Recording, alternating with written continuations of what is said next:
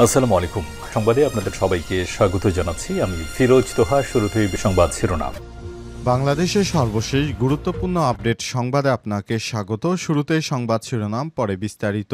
প্রথমে জানাবো, বৃষ্টি উপেক্ষা করে শাহবাগে ছাত্রদল নেতাকর্মীদের ঢল। জাতীয়তাবাদী ছাত্রদলের সমাবেশ ঘিরে স্লোগানে মুখরিত হয়ে উঠেছে শাহবাগ এলাকা। বৃষ্টি উপেক্ষা করে সেখানে অবস্থান নিয়েছে সংগঠনটির নেতাকর্মীরা। খালেদা জিয়া, তারেক রহমান ও নিজ সংগঠনের নামে নানা স্লোগান দিচ্ছেন নেতাকর্মীরা। আজ শাহবাগের চিত্র এটি। সমাবেশ ঘিরে সেখানে উৎসব মুখর পরিবেশ বইছে।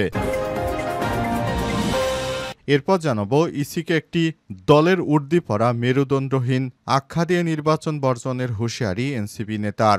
নির্বাচন কমিশন সিসি নাসির উদ্দিনকে একটি দলের উর্দি পড়া মেরুদণ্ডহীন প্রতিষ্ঠান এবং মেরুদণ্ডহীন সিসি বলে মন্তব্য করেছেন জাতীয় নাগরিক পার্টি এনসিপির মুখ্য সমন্বয়ক নাসির উদ্দিন পাটোয়ারি। আজ নির্বাচন কমিশন সচিবালয়ে প্রধান নির্বাচন কমিশনার সিসির সঙ্গে সাক্ষাৎ শেষে আয়োজিত এক ব্রিফিংয়ে সব মন্তব্য করেছেন তিনি।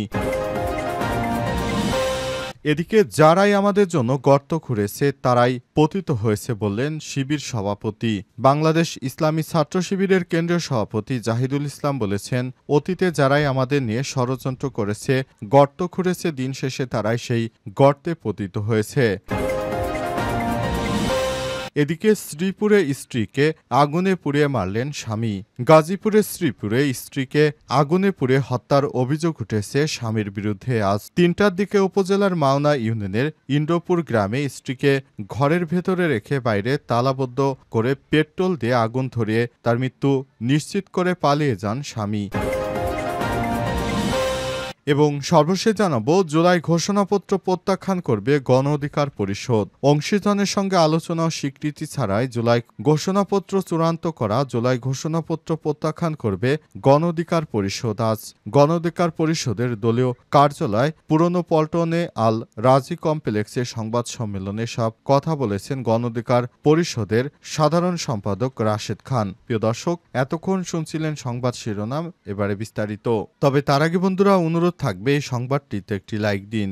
এই চ্যানেলে আপনি নতুন হয়ে থাকলে আমাদের সংবাদটি দেখতে দেখতে চ্যানেলটি সাবস্ক্রাইব করে রাখুন। কমেন্ট করে বন্ধুরা আপনার মূল্যবান মতামত জানিয়ে দিন আপনি বিশ্বের কোন দেশ থেকে বা বাংলাদেশের কোন স্থান থেকে আমাদের সংবাদটি দেখছেন এবং শুনছেন। আর বন্ধুরা, এই সংবাদটি আপনার সোশ্যাল মিডিয়া ফেসবুকে শেয়ার করে বন্ধুদেরও দেখার সুযোগ করে দিন। এবারে বিস্তারিত। কমেন্ট করে আপনার মূল্যবান মতামত জানিয়ে দিন আপনি কোন দেশ থেকে আমাদের সঙ্গে রয়েছেন বা কোন স্থান থেকে রয়েছেন। বৃষ্টি উপেক্ষা করে রাজধানীর শাহবাগে ছাত্রদল নেতাকর্মীদের ঢল। জাতীয়তাবাদী ছাত্রদলের সমাবেশ ঘিরে স্লোগানে মুখরিত রাজধানীর শাহবাগ এলাকা। বৃষ্টি উপেক্ষা করে সেখানে অবস্থান করছেন সংগঠনটির নেতাকর্মীরা। খালেদা জিয়া, তারেক রহমান ও নিজ সংগঠনের নামে নানা স্লোগান দিচ্ছেন নেতাকর্মীরা। আজ 2:30টার পর শাহবাগের চিত্র এটি।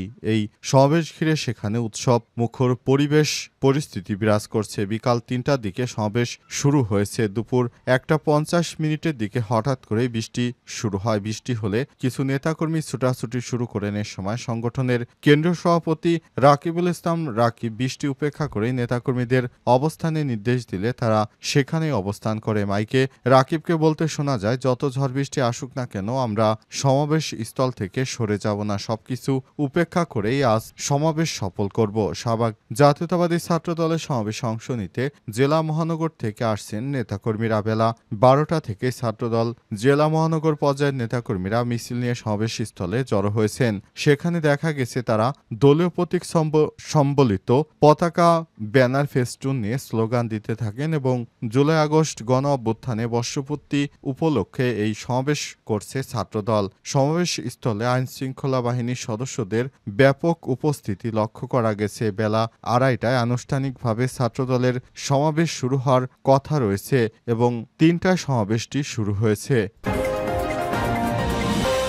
ইসিকে একটি দলের উর্দিপড়া মেরুদণ্ডহীন আখ্যা দিয়েছে, নির্বাচন বর্জনের হুঁশিয়ারি দিয়েছে এনসিপি।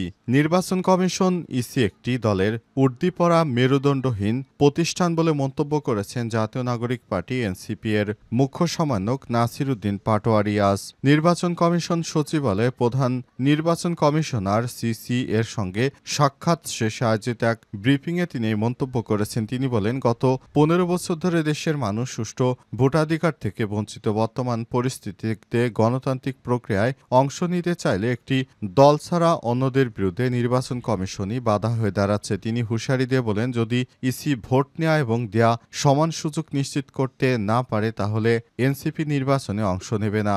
এনসিপির মুখ্য সমন্বয়ক অভিযোগ করে বলেছেন, আসন্ন জাতীয় সংসদ নির্বাচনে একটি নির্দিষ্ট দল ছাড়া অন্য সব রাজনৈতিক দলের অংশগ্রহণ রোধ করতে ইসি নানাভাবে চেষ্টা চালাচ্ছে। তিনি বলেন, এই পরিস্থিতি চলতে থাকলে আমরা আন্দোলনে নামতে বাধ্য হব।